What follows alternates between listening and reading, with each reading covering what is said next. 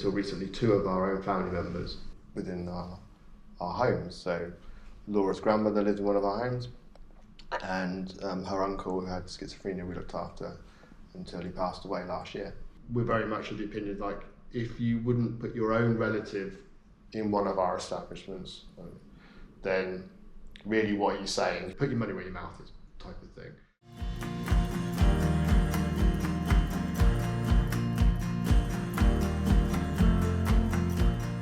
My father was forward thinking, and having his brother with schizophrenia and seeing how he was treated within a mental health hospital just meant that he wanted to do it differently. Dad was a teacher. He enjoyed looking after people. He worked in different places and just saw a need. We put everything into it. I was 10. We moved in, and that became our life for a good few years before it paid off. I went swimming with the guys each week and did lots of activities with them. But then when there was the funding changed and how they were doing it changed, so then Dad had to look at something else to do, and my mum as well. And so that's when he started to look for another way that could be a business. It took a while for the first service to come in, and it was quite stressful at the time. And then after that first person moved in, the ball started rolling. We went from having one member of staff to being able to actually have time back and be able to actually have life outside of it as well.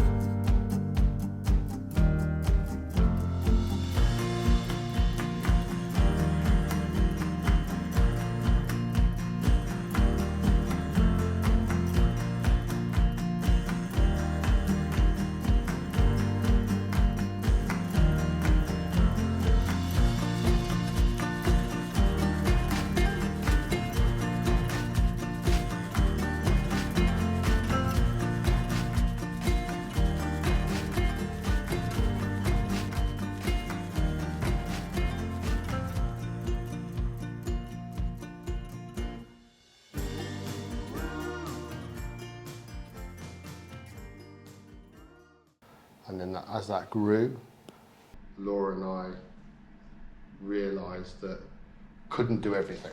Yeah, the role needed to be shared, didn't it? Yeah. You can't be experts in everything.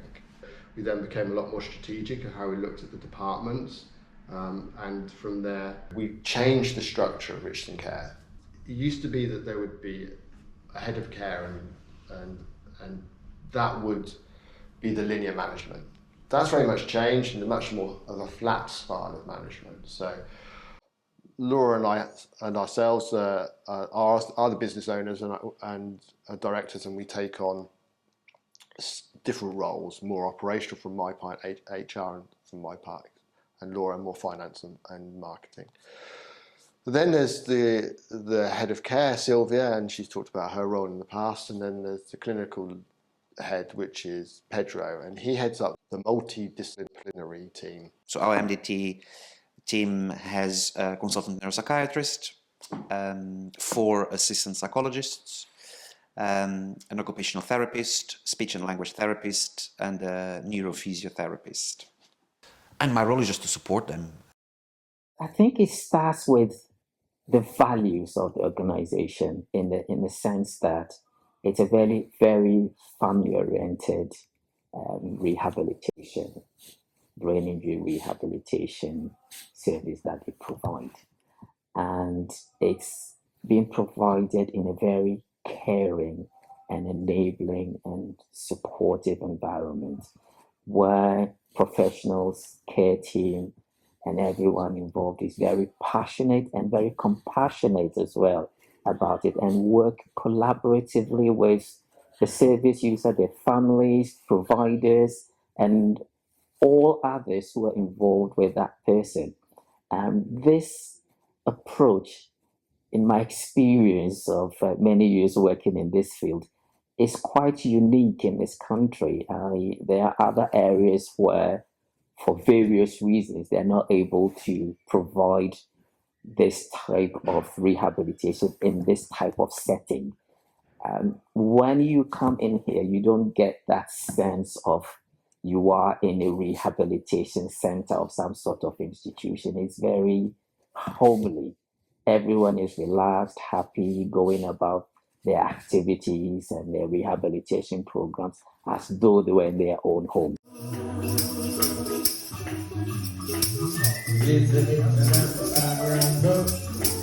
You'd have to be in it to feel it, to experience it, but you don't tend to find that in many other centers across the country. So I'll encourage my colleagues, friends, everyone to come and see it, because unfortunately we do have a lot of people surviving brain injuries. I think it's estimated that probably brain injury affects 1 in 300 families or so in this country. So brain injuries don't happen to individuals, they happen to families. So having a team and having a family-oriented service user approach to it makes Richardson's Care unique. It stands out.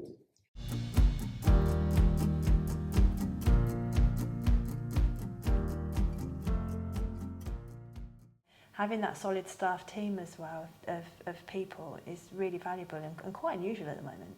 I think, all of us, whether it be whatever we do, it's a long time at work and you have to enjoy it. And if you're working with like-minded people, so much the better. Not constantly, looking at the minutiae. It's the bigger picture we're interested in. They are the experts in their field. We're not. So you entrust that person to do their job, and you hope that they entrust you to do your bit. So there's that genuine respect, professional respect, which has improved over a number of years.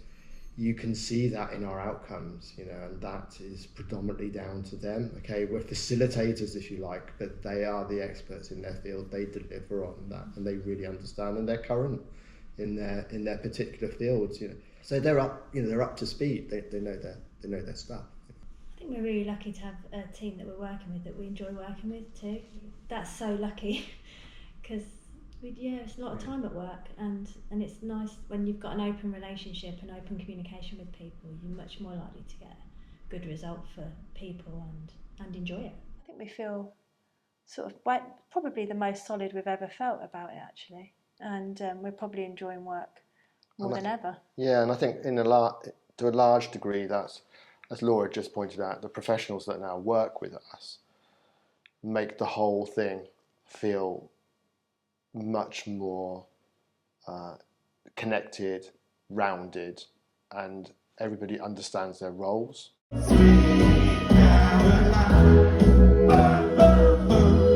staff engagement event was really key as well, to just making sure that staff do know that we're accessible, and what we've got out of that is actually immeasurable. Nothing's perfect, is it? So, and we're very mindful of that. So when complaints come in, etc., they need to be dealt with properly, because there will be things going wrong. And if you don't think there are, then you're deluded. So yeah, it's important to us that things are run as right as we can, and we do look to listen to staff for their contributions as well, because they're the people that are actually delivering the care. We do have that level of accessibility. My mobile number's on the whistleblowing and complaints policy, so if somebody wants to get hold of me, they can. People do. I do get emails, from staff. I don't have a problem with that. It's completely appropriate, and it is back to that. Your name's on the paper if you're not prepared to actually put your money where your mouth is. I know I've said that before, but I think I genuinely believe that. Then you shouldn't be doing it.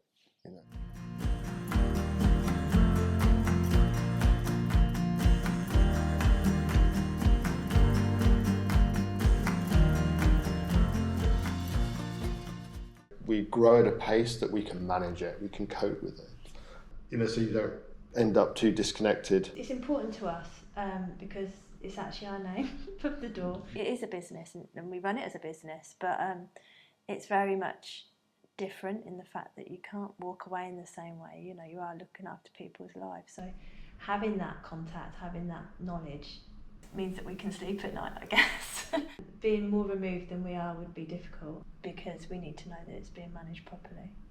And to that end, whenever we're looking for new ventures, if you like, they always have been picked locally. We have a conscious decision that if we can't sort of walk or easily get to that property, you're too disconnected. So, and we do shop locally. We actually bump into the guys that live in our establishments, and it's quite nice to stop and chat. But if you're not actually prepared to do that, then actually, should you be doing it? You know, so if you're disconnected from that emotionally, then how are you going to deliver the right level of care? And I think care is probably the best word. The organisation itself is, you know, dramatically changed from obviously what Laura's talking about, her father started. The essence hasn't though. Like his interest in working with individuals and his idea, which I suppose I always bought into it, that you want to support somebody at the least point of intervention. So you're not controlling that person's life, you're enhancing it or in some way contributing to it. I think when he sort of started with that philosophy, it was quite unusual at that point. It's quite a lot of really interventional type processes going on when people had difficulties. So that was different at that point, and I think that's where the success started.